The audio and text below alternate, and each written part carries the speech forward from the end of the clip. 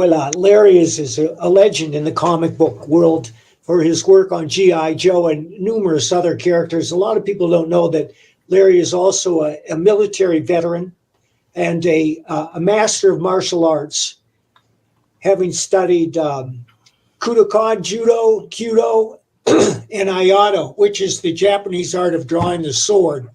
Larry's also an accomplished musician and actor. Hang on a minute. I'm going to clear my throat. I don't know why that's been bugging me lately. And Larry has appeared on Broadway several times, and he's also worked in film. I believe one of the films he worked in was The Warriors, which is beloved by all action movie aficionados. You were in The Warriors, weren't you, Larry?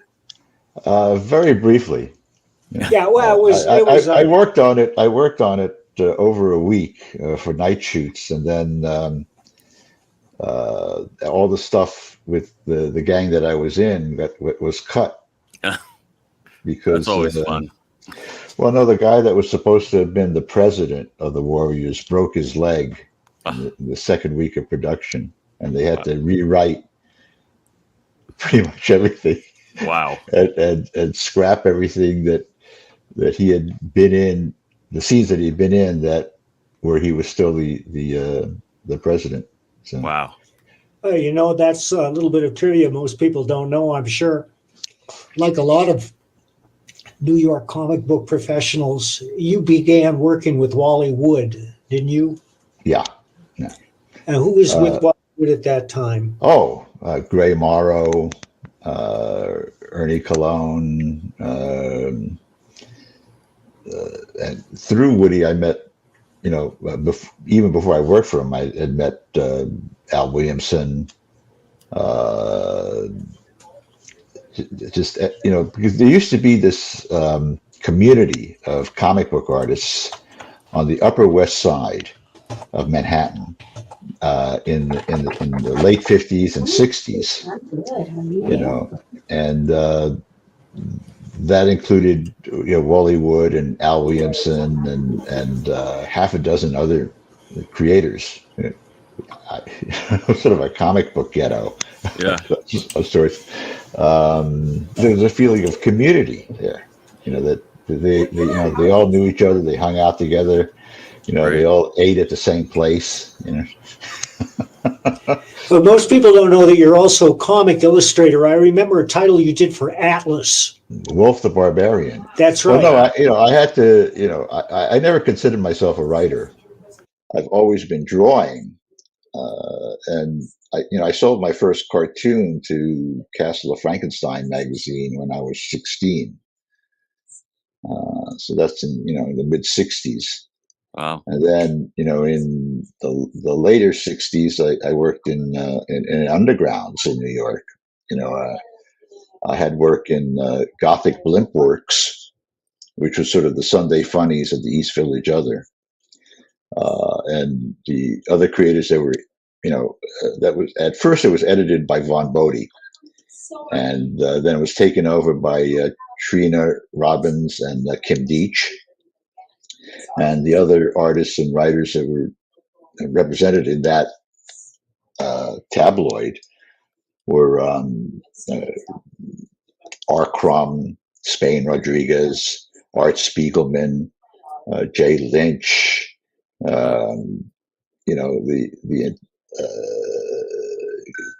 The entire spectrum of the early, underground guys, and also, young, the young upstarts like me and Michael Kaluta and Bernie Wrightson. We all got our first stuff printed in Gothic Blimp Works. Well, I knew Spain Rodriguez. I never, I think I met Crumb once, much later. But I knew Spain, and I knew Trina, and I knew Kim, and Jay Lynch and Jay Kinney, and I'd gone to the same high school with Art Spiegelman. So Oh, wow.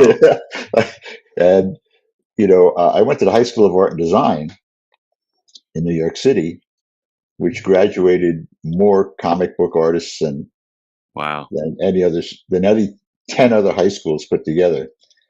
I mean, that was where Alex Toth went, Dick Giordano, Neil Adams, Joe Jusko, Joe Rubenstein, uh, the list. Oh, Frank Brunner, Ralph Reese. The list goes on and on. My illustration teacher for 2 years was Bernard Krigstein. Wow. Yeah, that's how good a school it was. You know, choosing the right school is really sort of important because, you know, the reason people go to like Ivy League schools is that at those institutions you meet all the people you're going to, Right. you know, interact with for the rest of your career. You know. Yeah. And you know, being an alumni of art and design, you know, throughout, you know, my career in advertising and comics and illustration, the percentage of people you meet that were also alumni were extremely high. Yeah. Was that your decision to attend art and design? Well, yeah, you had to take a test. Wow. You had to take a test and go and submit a portfolio and do an interview. So, you know, you were going to school with the very best there was in New York City. You know, unfortunately, New York is, you know, sort of gotten rid of all that. You know, they wanted to eliminate testing. So, you know, so anybody can go, you know, which is a good thing and a bad thing, you know, because a lot of what you learn, you learn from infusion and from osmosis from your fellow students. Right. You know, I mean, because you're all absorbing stuff, and then you help each other out. You know, being thrown into this stew I remember just looking around at other students working, going, "Oh my God, how am I ever going to keep up with that?" Keep up with that, you know, because some of these people were really, really good, but that also brings home the point that, you know, that innate talent isn't everything. Right. You know, that a lot of the people that I thought were amazingly talented with, you know, in drawing never pursued a career in art because they couldn't take the criticism. You know, the first time somebody criticized them, they just folded. You know, to get ahead in any of the arts, you got to be able to take it on the chin. Repeatedly. Yeah. You know, because, you know, people will constantly tell you that you suck. Late 1971 or early 72. I'd just gotten out of the army, needed a job. I didn't want to go back to drawing shoes. So my friend Ralph Reese hooked me up with Wally Wood, and I became his assistant. I, you know, would autograph pages and look up scrap and do backgrounds, and you know, and the first thing he did was he taught me how to letter. You know, he taught me the Gaspar Saladino alphabet, and because he said, "Look, if I can't teach you how to letter, I can't teach you how to ink. This is all interesting." You know, steps, because, you know, mastering lettering means that you're mastering these aspects of the tool. You know, you can make a clean stroke down, clean strokes this way, and a clean curve. Right. You know, with a pen, a chisel point pen, and you know, mastering the use of that tool is the first step. I remember after a few weeks of working for him, I said, "Gee, Woody, you know, I've been working on all these samples, you know, to try to get comic work. Could you take a look at my portfolio and give me some feedback?" And he looked at me and he said, "Listen, kid, I'll tell you when it stops sucking." Oh boy. I thought your style on Wolf the Barbarian was very intriguing, and I wanted to see more. I wonder why you never pursued illustrating comics full time. Well, I did. You know, I couldn't get any work writing. I had to draw. I was drawing. I was drawing comics. I was drawing for National Lampoon with Ralph Reese. We did, you know, a bunch of stories for National Lampoon. We did stuff for Children's Television Workshop. And I had a table at Continuity. I sat next to Neil Adams for 3 years. And so, you know, a good deal of my time was spent drawing storyboards and motion boards, all of which were inked by Neil. Oh, wow. And, you know, that was a big, you know, a big lesson, you know, that, you know, you know, when somebody who's really good, you know, inks and corrects your stuff, you know, you learn an awful lot. You learn, you know, basically you learn what to stop doing. You know, don't do that anymore. Continuity and Wally Wood were kind of rites of passage for many comic book illustrators in New York, just as Dan Adkins was for comic book illustrators in Ohio. Well, Dan Adkins came through the Wally Wood studio. He did. You know? Yeah.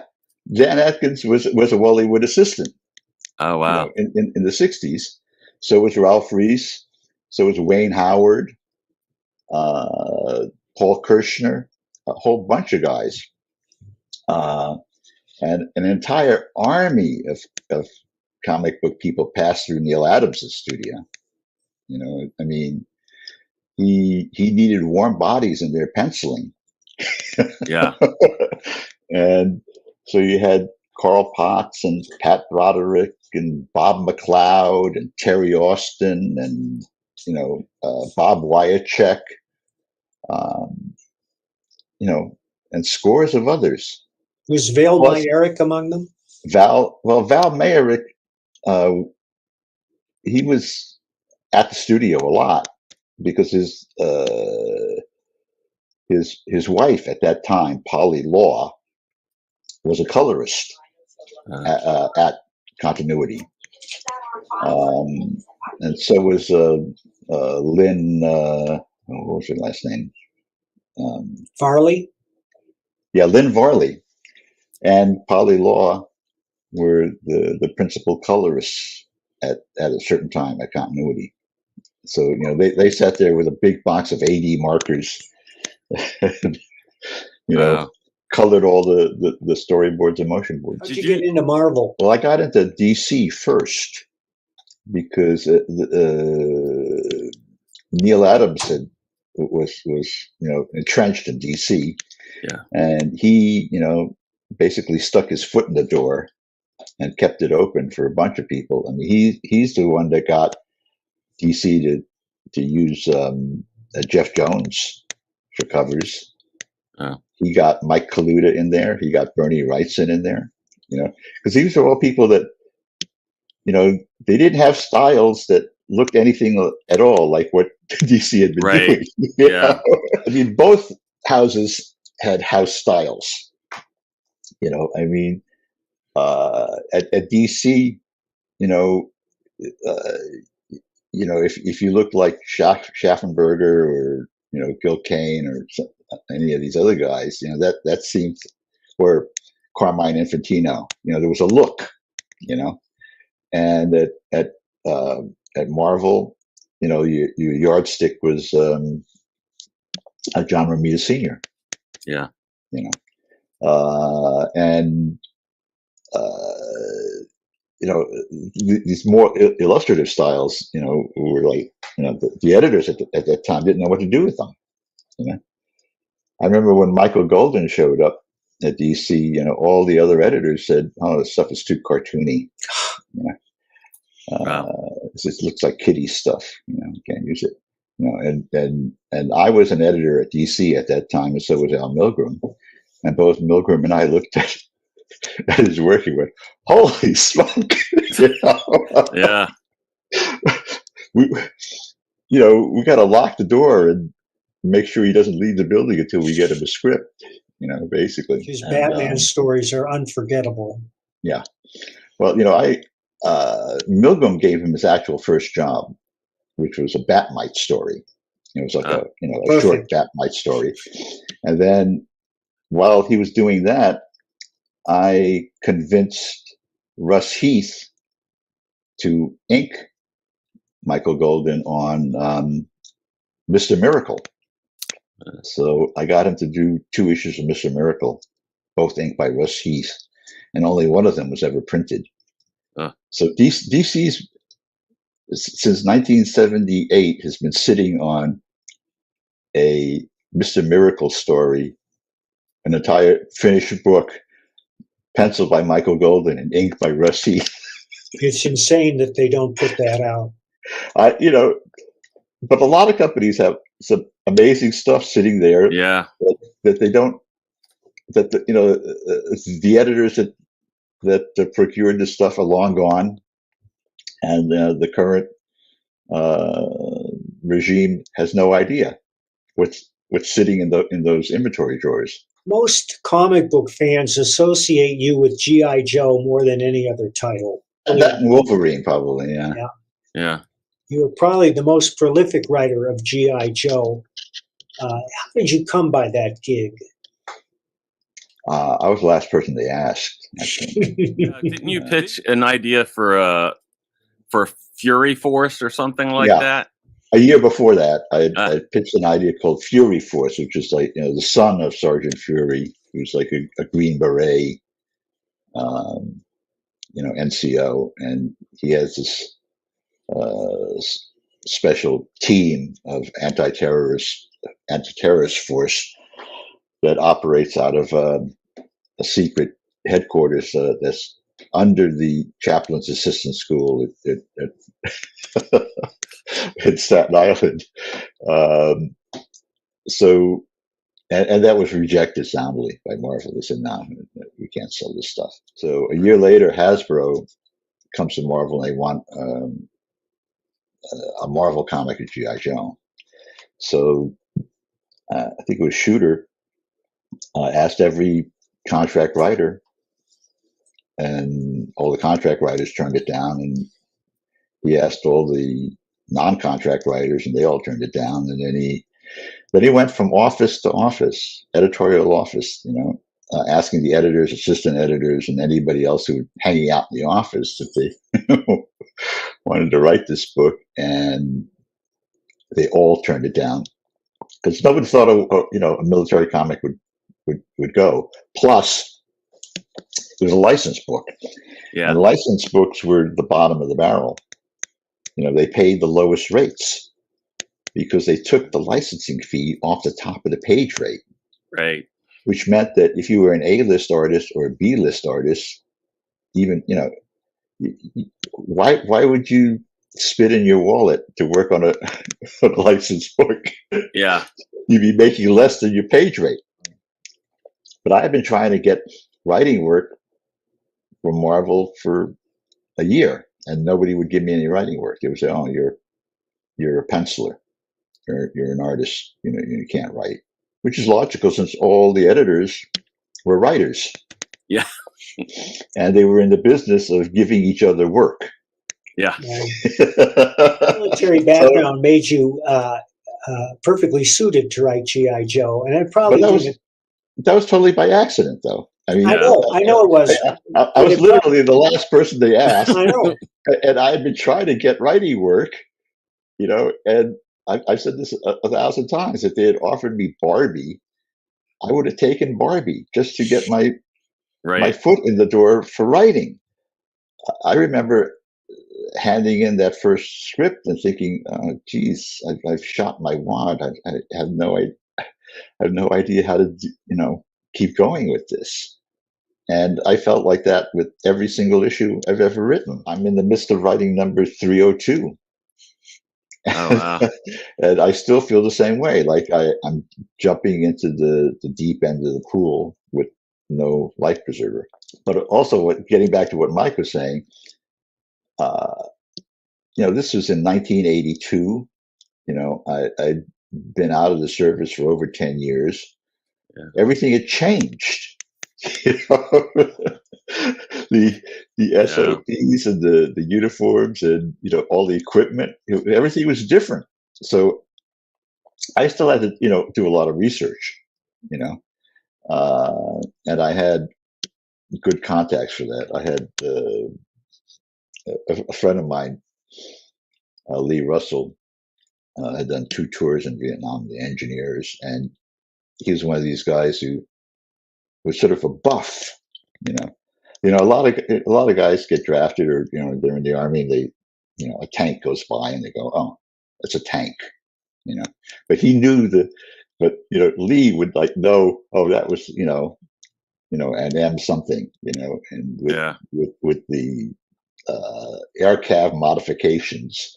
Yeah. I remember one issue you did when somebody pulls a 45 automatic on the protagonist, and the protagonist reached out and released the magazine from the bottom of the pistol. Do you remember that? Yeah.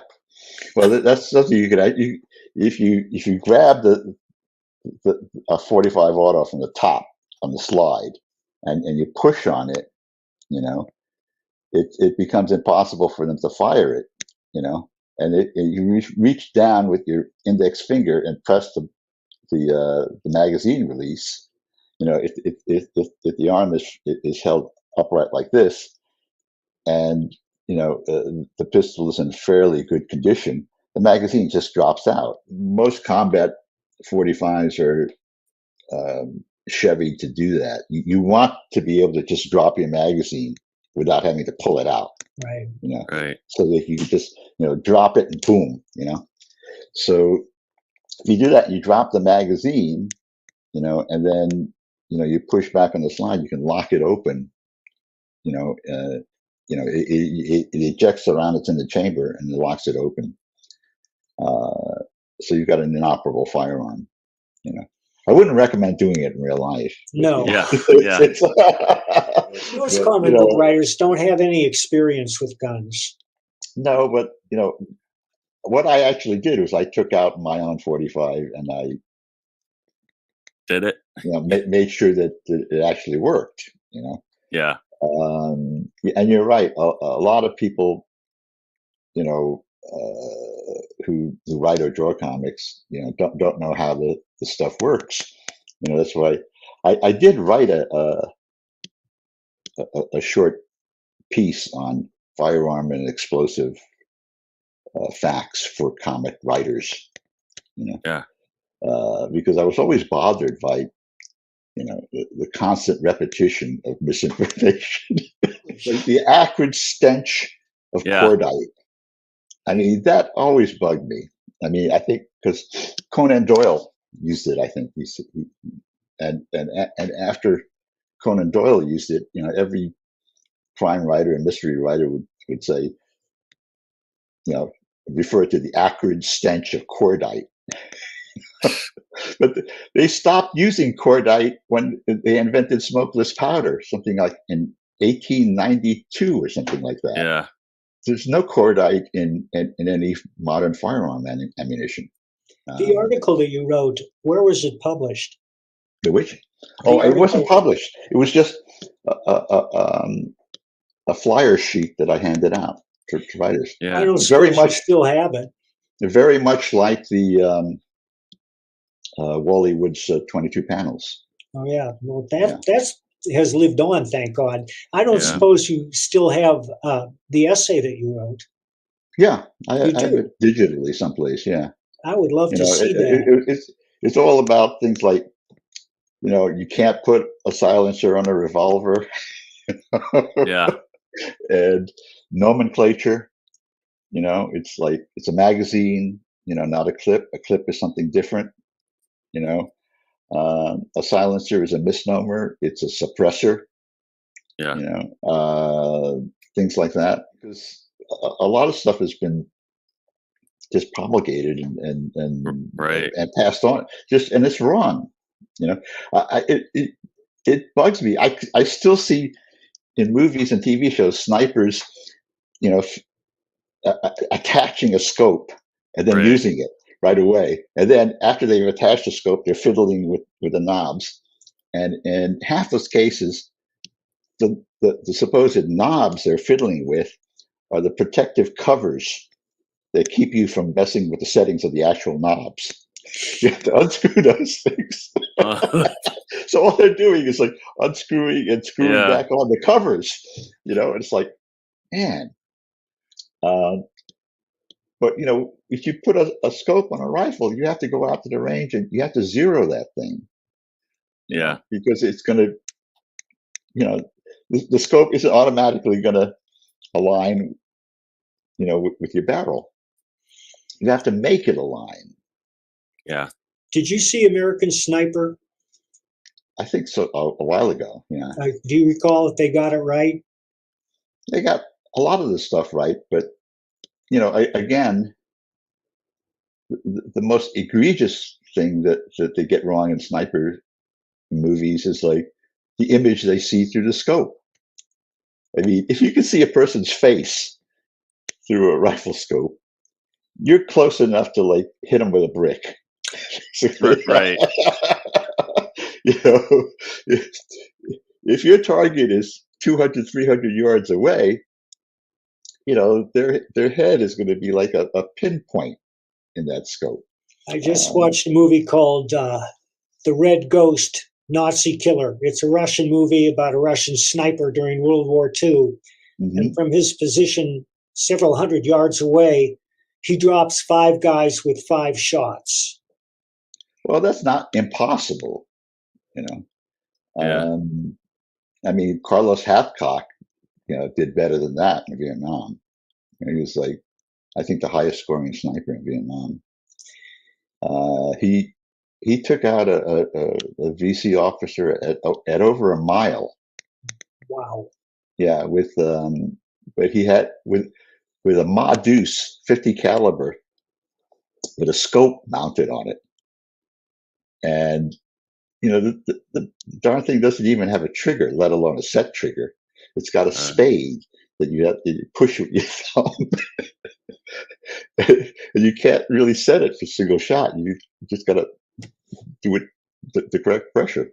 And he dropped the guy.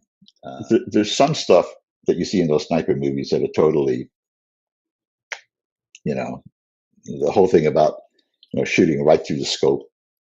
Right. And the bullet going right through the guy's eye. Yeah. Yeah. Saving Private Ryan is an example of that.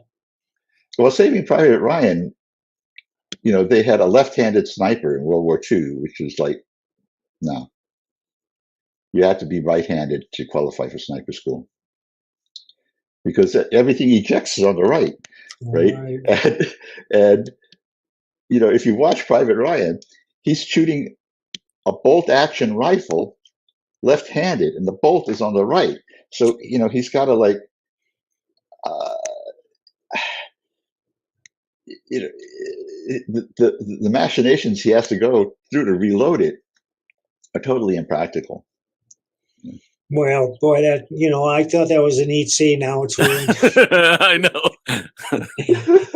Carlos Hathcock was the inspiration for Stephen Hunter's Bob Lee swagger. Right. Are you a Stephen Hunter fan? I've read the stuff, but Hathcock actually was injured fairly severely at the end of his last tour. Severe burns. I didn't know that. Yeah, and that's when he became an instructor, I think, at the U.S. Army Marksmanship Program, and I believe it was at Benning at the time. Yeah. Your martial arts experience has also affected the way you write or draw fight scenes. I like to have cause and effect in my fight scenes. I think the turning point in American audiences with this type of fight visualization happened after The Matrix. Because prior to The Matrix, the majority of fight scenes in American movies were more balletic. They were intercuts. Like I would like swing, and then you'd cut to like a guy, right? Right. That's how they did it. Yeah. You've seen The Treasure of the Sierra Madre. Yeah. That's probably the most realistic fight scene I've ever seen in a movie. Yeah, but that was because it was closer to the Asian martial arts movie type of action where you see both figures. Yep. Right. You see the whole action, and it's not boom boom boom boom intercut. No, it was also realistic because they're clumsy, they miss, they end up tussling on the floor and rolling around. Yeah, and when the Matrix happens, all of a sudden the American audience is seeing exactly how it's done, the cause and effect. Right. And they're full figures filling the frame. Well, Chinese cinema had been doing that for a couple of decades before The Matrix. Sure. And of course, Bruce Lee came out before The Matrix. So there were examples of beautifully choreographed fight scenes. I'm not saying they're realistic, but to the audience, they were a revelation because you could see the moves unfolding in real time and know that the actors weren't pulling any tricks or special effects legerdemain. Exactly. And that's, once that genie was out of the bottle, you couldn't stuff it back in. It's very, it's unheard of to be able to do a fight scene the way they would do a fight scene in an old John Wayne movie anymore. Right. And The Matrix is the watershed. Thing you try to have the cause and effect and everything with, well, even if it's fantastic. Yeah. I like that. See the cause and effect, and I like to see it, clearly shown in the visuals. Right. To me, it always bothered me about captions that explain. They explain it. What's supposed to be going on in the picture. Show don't tell. Yeah, that when I started doing G.I. Joe, I didn't use any captions or thought balloons, which was sort of anathema at the time. Right. Because in 1982, comics were extremely caption heavy. Right. Stealthily he entered the room as the ambient lit rays of moonlight streamed across. And I'm going, you should show that in the picture, not explain it. You should absorb the story the way you absorb a movie, through the dialogue. Exactly. And the action. And from what you see. Right, from what you see. And, there's a lot of writers, comic writers out there who don't have that good a visual sense, I guess, because, you run into like 6 pages in a row of people sitting in a room talking. Right. Explaining the plot. Well, I hate to tell you this, but a lot of modern comics are still extremely caption heavy, to the point where the words blot out the pictures on some pages. That's what happened to me. I was doing a comic. I had spent an entire day doing this elaborate background, for the Himalayas and clouds scudding and, rays of sunlight streaming through these clouds and mists in the valley and all that stuff. And the writer decided to cover it all up with something like 10 captions. All the captions were doing was describing the stuff that was being covered by the captions. Well, there's something about the comic book form that encourages novices to look at a panel and say, well, there's a panel, I better put some words there. Right. Yeah. I write plots. I describe what's going on, and then the artist draws it, and then I go back in and I put in the dialogue and the transitional captions, which are always things like the next day. Right. Or, meanwhile, in Vladivostok, I think, you still need those types of captions. Oh, you don't write full script? No, I don't. I've never written full script because I like to give the artist as much leeway as possible. I don't know how to write a full script.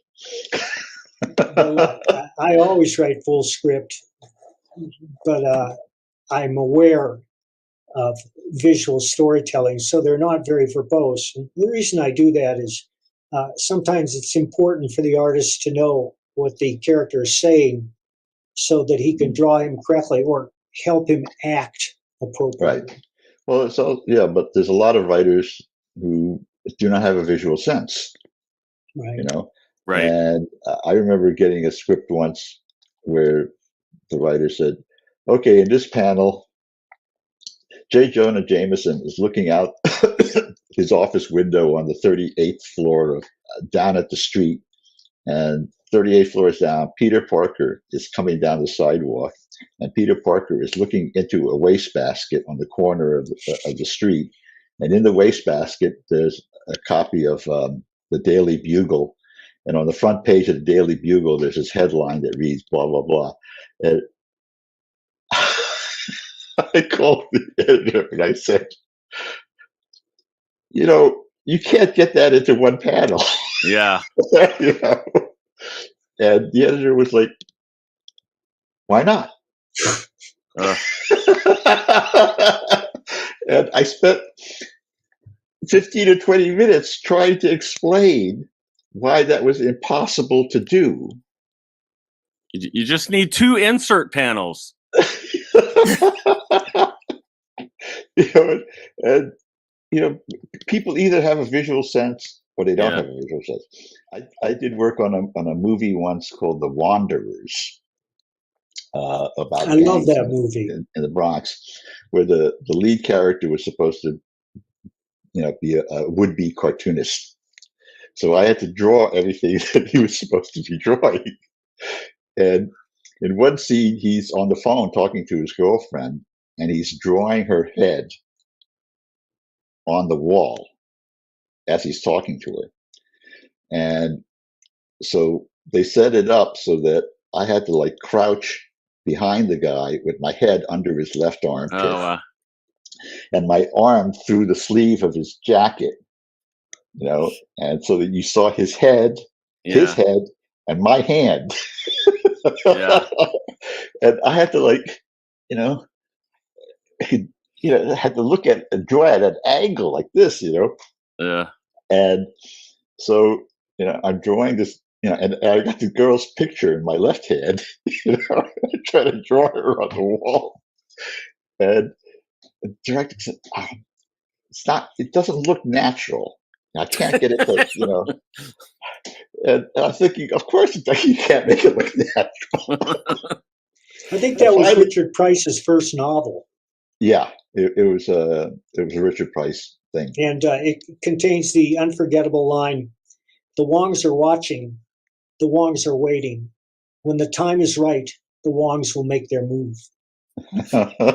Well, the thing is that the director got so frustrated, he said, "Okay, scrap this idea." And he takes the pencil out of my hand and he hands it to the actor, which is like a 17-year-old kid. He says, "Okay, that's not going to work. Here, you look at the picture and then you draw her face yourself." And the kid looks at him and goes, "What? I can't draw." And the director said, "Well, just do it." And the entire crew is standing there telling the director, "The kid can't draw." And the guy, here he was directing a movie, and he couldn't understand that this was impossible. It was mind-boggling. What happened to that scene? I don't know. I've seen the movie, but I think they ended up using the footage with my hand in it. Now I want to see it again. Should have given you a sniper scope. Then you could have seen everything perfect. What are some other films you were in? I did more TV. I was in MASH. I was in Another World, the soap opera. I was on Saturday Night Live and the Apocalypse Now skit. with Right. Martin Sheen. Did a lot of commercials. I did a Subaru commercial. It was national. Did you have a SAG membership? Oh, I still member SAG. Yeah, I've been in SAG since 1976. So you still have your SAG membership is still active. Oh yeah, I pay my dues every year. I pay my dues to SAG, Equity, and AFTRA. Yeah, I'm a proud union member. Yeah. Larry, have you ever considered writing prose? I tried a couple of times. I had an agent who was also, James Patterson's agent at the time. And I wrote a Chinatown noir novel. The agent sent it around to all the publishers, and they all said, "Oh, this is really good, but we can't possibly sell something in this genre with an Asian protagonist." And I said, "Wait a second, Charlie Chan and Mr. Moto didn't count." Yeah. Do you still have that manuscript? Oh yeah. And I've updated it a few times. I wrote it over 20 years ago, but then the agent said, "Look, there was a scene in the middle of the novel where there's a scene with this serial killer in this basement in Staten Island. That he said was really scary, and that maybe I should try horror. So I wrote a vampire novel with a teenage protagonist who was half Irish and half Puerto Rican, named Eamon Diaz. The publishers all said, "Well, this is pretty good, but nobody will ever be interested in teenage vampires." This is about 3 years before, Twilight. Yeah, right. The way I got the agent was that Patricia Burke, who was a VP of Literary Acquisitions at Paramount, read my Chinatown noir novel, and she's the one who got me the agent. And she also sent it to Chow Yun-fat. If he was interested in it, they could package it, right? And unfortunately, that happened right, before The King and I was released, and it was like a major, major flop. I think it was it Jodie Foster was in it with him? You're not talking about a remake of the musical. Yes. Yeah. I had no idea such a thing even existed. Yeah, and the reason why is because it was it lasted maybe 2 days at the theater. I see. Yeah. And so all of a sudden, everything with Chow Yun-fat connected to it, was anathema. Getting a movie done is so difficult. Yeah. I created a character, a book for Marvel back then called Mort the Dead Teenager, because it was at a time when Marvel was was in hock, basically. Yeah. They had signed deals for all these movie deals, and nobody was making the movies. Cameron was sitting on Spider-Man, and nothing was coming out. Meanwhile, DC was churning out Batmans left and right. Yeah. So I went to an editorial meeting at Marvel, and I said, "Look, all our characters are mortgaged. They've got deals pending on them, and nobody's making these movies. Why don't we create some new characters that could be made into movies for cheap, that don't require really expensive special effects?" Yeah. So they said, "Well, what do you got?" And off the top of my head, I said, "How about something like Mort the Dead Teenager?" That's all I had was a title. Yeah. And surprisingly, they all said, "Great, go ahead and do it." So I had to come up with this thing. Sold maybe 20 copies. So it was published. One copy ended up on Steven Spielberg's desk. Nice. And Spielberg loved it. And DreamWorks wanted to option Morta did Teenager, and Marvel wasn't returning their calls because what I didn't know at the time was that because Marvel was on the block, they were trying to sell it. Yeah. And a media company like Marvel or DC, its value is linked to the value of their IPs, their characters. Right. Right. So if somebody makes a movie of one of your characters and it tanks, it devalues your entire line. So they were quashing any movie deals because they didn't want to have something come out and, suck. Right. I get a call from DreamWorks. They said, how come, what's wrong with Marvel? They're not even, they're not responding. I tried to explain what the situation was. And they said, look, would it help if we had Steven talk to Stan? I said, well, I'll ask Stan, So I call up Stan Lee and I said, because Stan Lee had written me a note when the first issue of Mort came out, saying that he loved the book. I only ever got 2 notes from Stan telling me he liked my what I was putting out. That was for Mort the Dead Teenager and for the Nom. Right. Nice. That was one thing about Stan. He had a good eye. Yeah. Stan says, if I were to have lunch with Steven Spielberg tomorrow about Mort the Dead Teenager, I'd get up on a plane the next morning and fly out back to New York and go have lunch with the Suits and Marvel. And the first thing I'd say would be, yesterday when I was having lunch with Steven Spielberg, he asked me, what the heck is going on with Mort the Dead Teenager? So eventually they cut a deal and DreamWorks optioned the comic, and I got to co-write a screenplay for it, and I got paid. Nice. But then the director that I co-wrote it with had his movie come out, and it tanked, and that sort of killed the project until about 2 years later, when Quentin Tarantino and Madonna decided they really liked the book, the concept, and they put their money into making a fake trailer to try to sell it, and even that didn't fly. I had a property that Steven Spielberg, Quentin Tarantino, and Madonna all wanted to make. Right.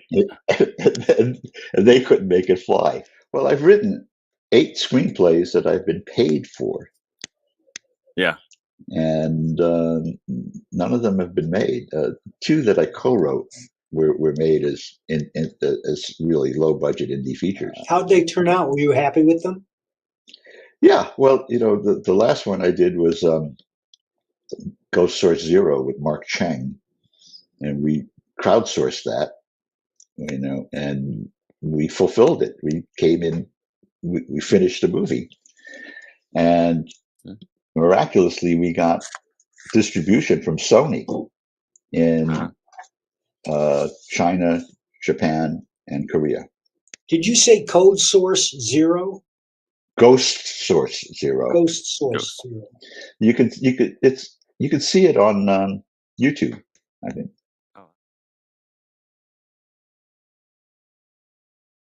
It was all shot in New York and New Jersey. Nice. Were you in it? No. No. Neil Adams is in it. Oh, wow. He plays a computer expert, actually, and he was really good. How bad? What do you got coming up? Is there anything you want the folks to know that you're allowed to talk about? Well, that's a problem. I know. Everything's like covered by NDAs these days. Yep. I can't say that a G.I. Joe is going to continue. I just can't say where. I've been working on a couple of graphic novel projects. I just got a deal offer on 3 100-page graphic novels from the publisher. I got 2 NFT projects I've been working on, and I've been busy. Fun. Well, is there anywhere you like people to follow your stuff online? I have a Facebook page. I have a fan page, and I have a personal page. I have a fan page called Larry, Been Faking It All My Life, HAMA.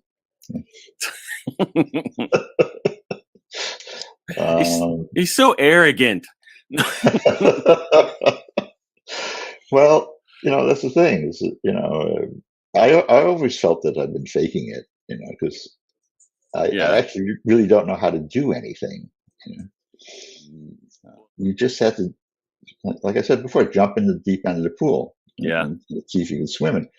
The other analogy I make is, when the train comes in the station, you better get on it, because you don't know when that train is ever going to stop at your station again. That's right.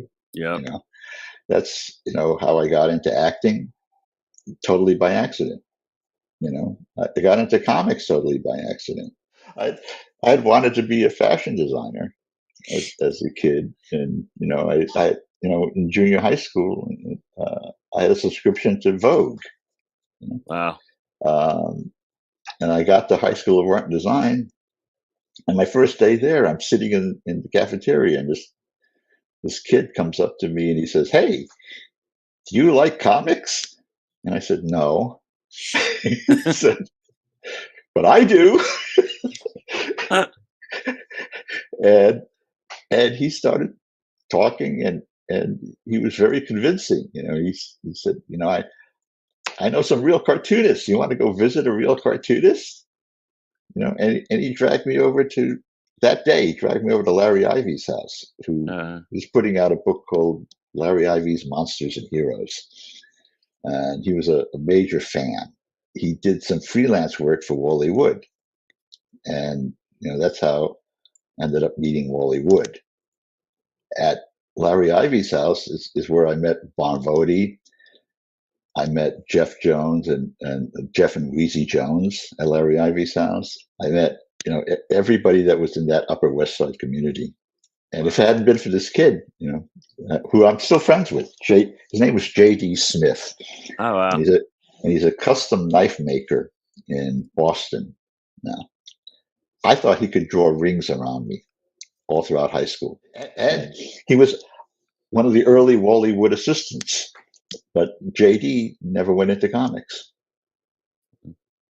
But it was his interest, and his brazenness that he dragged me along to all these places. Like one day he said, "Hey, let's go visit Mad Magazine." I go, "We can just walk in." I said, "Sure, come on." And we go, and he was really charming. He'd say, "Oh, can we come in and look at the covers on the wall?" Because they had all the covers, Wow. like Kelly Freas paintings framed on the walls. And we'd go in there, and they let us hang out in the hall and stare at the paintings. And we would stare at Kelly Freas's Block of Ice painting that he did for a cover for Mad. Wow. And we'd just stare at it like half an hour. And sometimes the artist would come in. That's where I first met Sergio Aragones. Wow. At the Mad office. And then one day, JD says, "Hey, let's go visit Help magazine," which is what Harvey Kurtzman was putting out. So we go to, and these were all within walking distances of the High School of Art and Design. Where we Wow. were.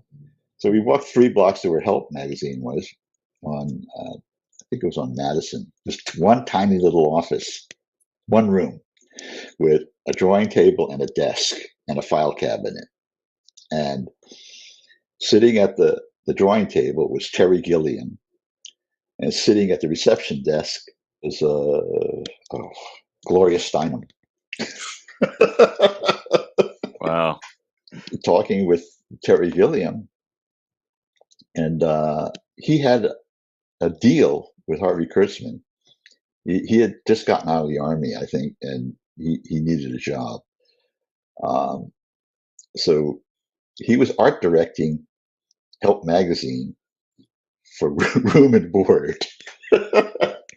Wow. He had a cot set up in Kurtzman's attic up in Yonkers. And Kurtzman's wife would make him breakfast every morning, and he was on his own for the rest of the day. Sounds like a good deal. And it was part of his job at help him and Gloria Steinem would seek out celebrities to be on the cover for free, right? So, and Gloria Steinem was really charming. She was able to get some really big names to be on the covers, and they were doing fumettis at the time, which were comics done with photo funnies. Yeah. And they would get, Woody Allen was in one of those. They got all sorts of comedians and actors to be in them, for no pay. And so they sent Terry Gilliam to some British comedy review in Manhattan, and he meets this guy named John Cleese. And he convinces John Cleese to be in one of these fumettis. And Wow. A few months later, help folds. And, Terry is out of a job. And he had remembered that, Cleese had said, look, if you come to England, look me up. Wow. And that was sort of part of the beginnings of Monty Python. In those days, you could you just walk into offices like that, and you can't do that anymore. Nope. Yeah. Well, you remember, Mike. You could, if you went to Marvel, you could just once you got in past the receptionist, you could just go from office to office. That's true. And that's what people did. Yeah. And that's what we had couches for. People would come in and just sit, and then go on to the next office. But that's how people networked and got jobs. Yeah. When Ditko would come in, he would always hang out in my office because I had known him through Wally Wood. He knew that he could hang out. He could hang out in my office and not be bothered by the Geek Squad. And I had an assistant editor named Pat Redding, who sort of intimidated all the the fanboys, so they didn't want to. She was my Cerberus. Yeah. Well, we'll definitely check out Larry's Facebook pages, his personal, if he still has room, but definitely his fan page. My personal page is full up. Yeah. I've got like 5,000 friends, and yeah, I actually know about over 2,000 of them. Wow. Yeah, but definitely do the fan, because I'm sure you'll be posting there when the new stuff is coming out and everything. Once I only post about that sort of stuff on the fan page. Yeah. So Thank you, sir. Thank you for having me. Thank you.